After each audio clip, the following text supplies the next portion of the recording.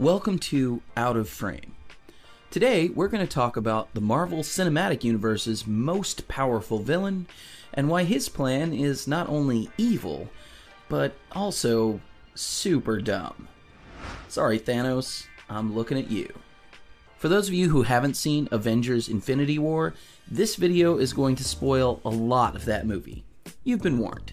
For those who have seen the movie or don't care, let's recap a bit. Thanos, otherwise known as the Mad Titan, is a massively powerful and iron-willed character whose main goal is to destroy half of all life in the universe. He's a plague, Tony. He invades planets, he takes what he wants, he wipes out half the population. Thanos has been collecting Infinity Stones and amassing power in the background of every Marvel movie for the last 10 years. Without going down a ridiculous comic book rabbit hole, all you really need to know about the Infinity Stones is that they're basically magical space gems that each control an aspect of the universe. Time, space, reality, power, mind, and living souls. Thanos wants them because when combined and harnessed, they will make him an all-powerful god. And finally, in Avengers: Infinity War, he succeeds, and can now execute his horrifying plan with a literal snap of his fingers. Here's the thing. Murdering trillions of people in an instant is clearly evil. I don't really think I need to explain that to anybody. The film does a pretty good job of rejecting Thanos' plan on those grounds. I'm a survivor. Who wants to murder trillions? Where people seem to run into more trouble and get confused is that Thanos' stated motivation in the film is actually a somewhat popular but exceptionally dangerous idea that many people believe in real life. In a key scene, the Mad Titan lays out his reasoning. Little one, it's a simple calculus. This universe is finite, its resources finite. If life is left unchecked, life will cease to exist. It needs correction. You don't know that! I'm the only one who knows that. At least I'm the only one with the will to act on it. Thanos believes that the universe is overpopulated. There are too many people and not enough resources to go around. Now, real quick, for the sake of this video, we're just going to ignore the question of why Thanos wouldn't just make double the resources if he was all-powerful. He's an evil comic book villain, so I guess that doesn't occur to him. Instead, he believes that if he eliminates half the population, then everyone remaining will be better off. And if you don't think about it very much, the idea that the universe would be overpopulated sounds like it might be true. And as scary as this is, there are many people who agree with Thanos that there are too many people on Earth. As far back as 1798, Thomas Robert Malthus published a paper called An Essay on the Principle of Population, in which he, like Thanos, argued that the future of an unchecked population was bleak.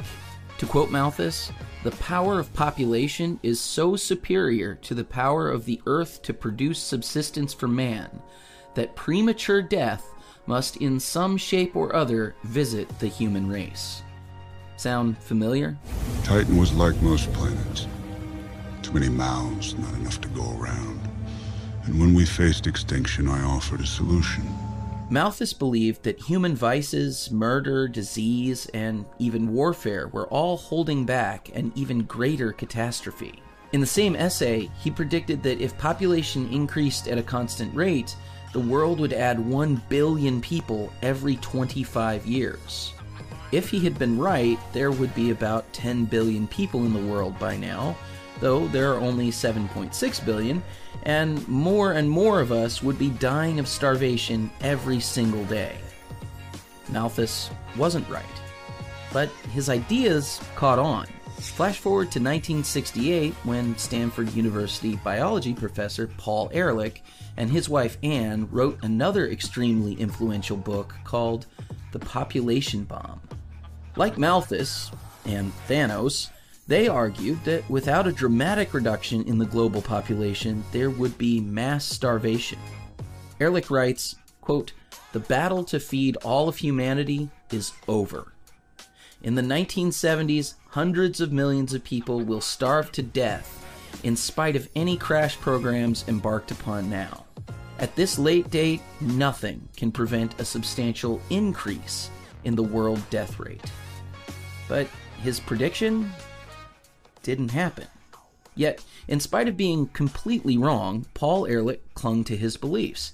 He was so certain that in 1980 he accepted a wager with University of Maryland business professor Julian Simon. Simon challenged Ehrlich to pick any basket of raw materials he wished, and a time period of over 1 year, and bet that those resources would be cheaper in inflation-adjusted terms over that time period. Ehrlich chose copper, chromium, nickel, tin, and tungsten, and a period of 10 years. When the bet expired in October 1990, Ehrlich was wrong on all counts. Every commodity he chose was more available and cheaper than it was when he made the bet.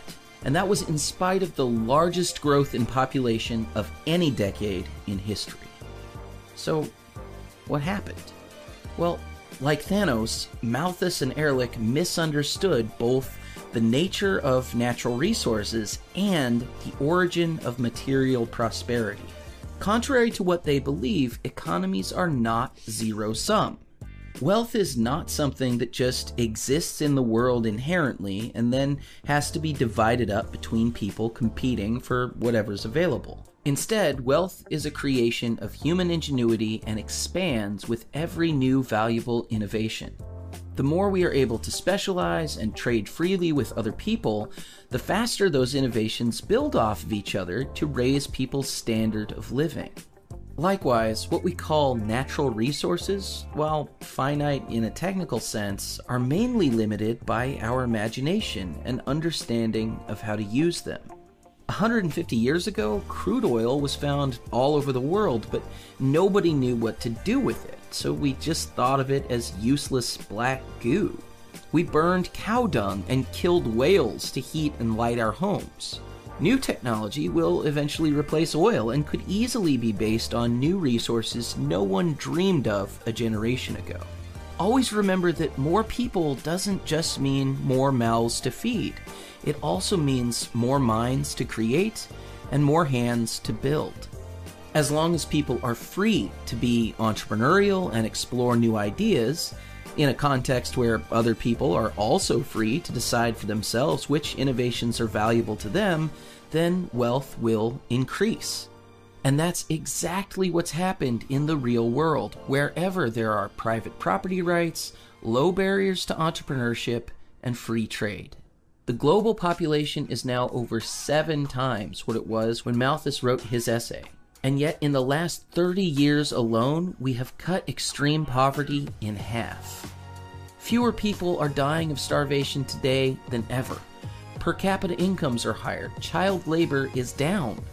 It turns out that the main problem was never that the world was overpopulated, but that its people were never free enough to create wealth. And when they did create something new and valuable, they weren't allowed to keep it. Most of history is a story of authoritarian top-down control, power struggles, and war. Rulers like Thanos use violence to amass power and impose their own vision on society by force.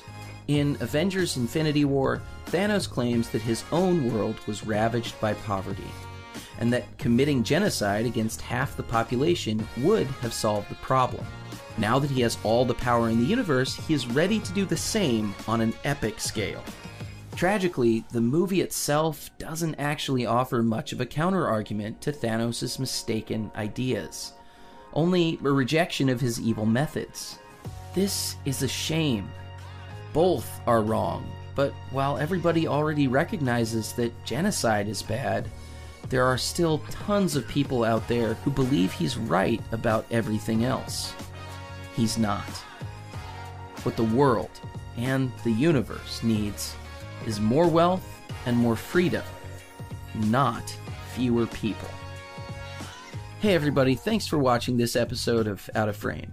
If you want to know more about the stuff I talked about, check out some of the links in the description or leave a comment and I'll try to get back to you. In the meantime, check out fee.org/shows for all the other content we're producing at Fee, and don't forget to like and subscribe to all our social networks on YouTube, Facebook, Twitter, and Instagram. See you next time.